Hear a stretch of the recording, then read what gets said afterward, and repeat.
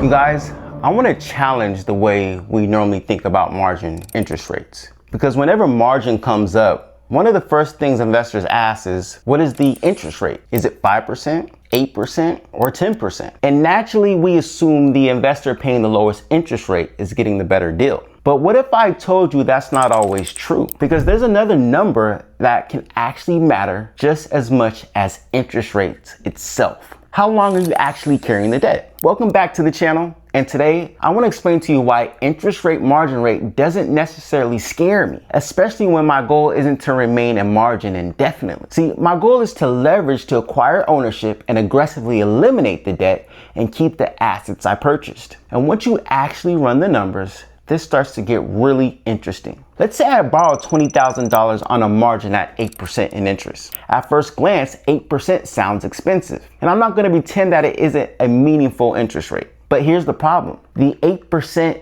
is an annual rate. It tells you what rate you're being charged, but it doesn't tell you how long you're actually going to be carrying the debt. So let's run a simple example. If I borrowed $20,000 at 8% and left the entire balance untouched for only 1 full year, well, $20,000 multiplied by 8% gives us approximately $1,600 in annual interest. Now that gets my attention, but that's not how I intend to use margin. Suppose instead I aggressively pay that $20,000 off within 3 months. 3 months is only 1/4 of a year. So for a simplified example, 1/4 of $1,600 is approximately $400 in paid interest. Same 8% rate, same $20,000 borrowed, but dramatically different interest expense because I didn't carry the debt for the entire year. And now, here's where things get interesting. Let's introduce another investor. They borrow the exact same amount of $20,000, but their broker gives them a much better margin rate. Let's say 5%. Now on paper, they're winning. I'm paying 8%, they're paying 5%. But there's one major difference.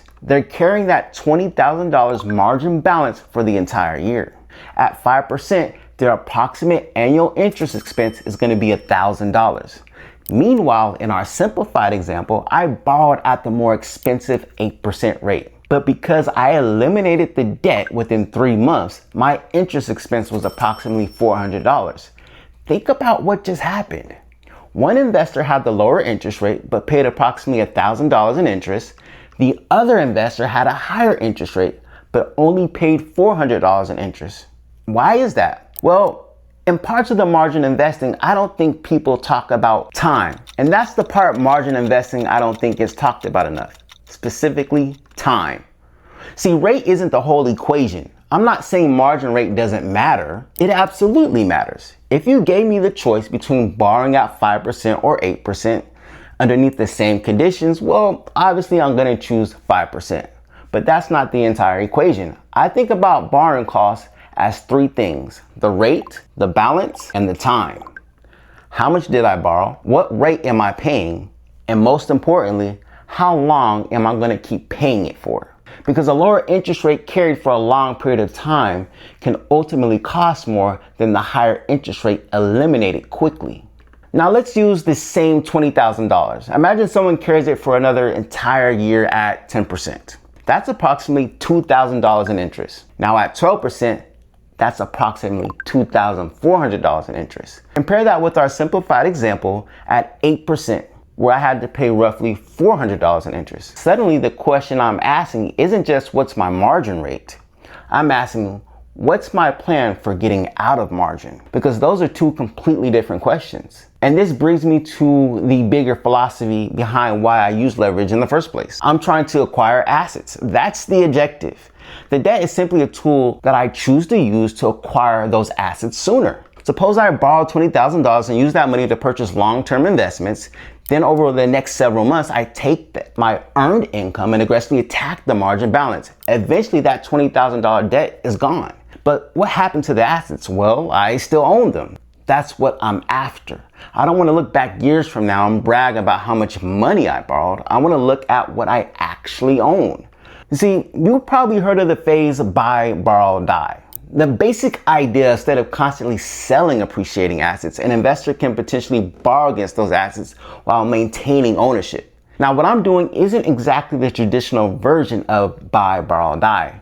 There's a very important difference. What I'm aggressively doing is paying down my margin debt. I'm not trying to carry an enormous amount of margin balance forever, but there's one important principle from the philosophy that really connects with the way I think about investing. Ownership is the destination. Borrowing is simply one possible tool for getting there. That's why I don't judge my margin strategy solely by the interest rate.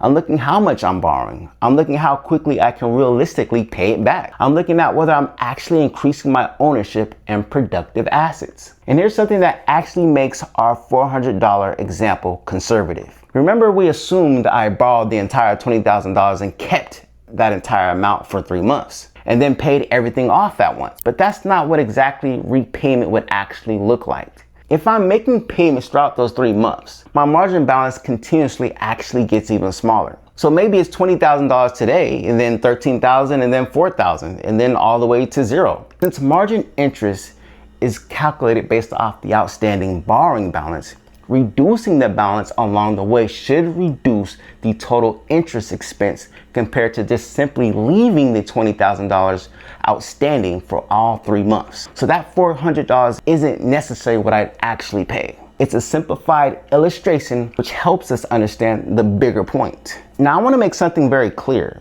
None of this means margin is free money, and it definitely doesn't mean 8% interest rate is irrelevant. You're still borrowing against your portfolio.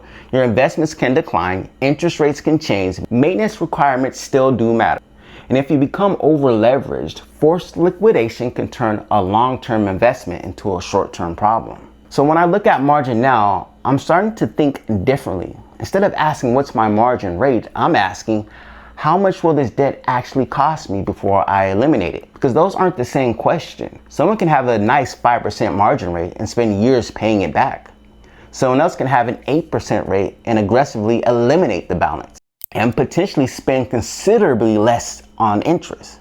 The rate matters, but does the clock, the time? And when my goal is acquiring assets rather than maintaining debt, that's the number I don't want to lose sight of. For me, the philosophy is becoming very simple. Use leverage selectively, attack the liability aggressively, keep the assets, and continue building ownership. Because at the end of the day, I'm not trying to become a better borrower. I'm trying to become a bigger owner. So as a disclaimer, you guys, this is for education and entertainment purposes only. Please do your own due diligence when it comes to using margin and making your own sound investments. But if you found any value in this video, feel free to like and subscribe, and I will see you in the next one.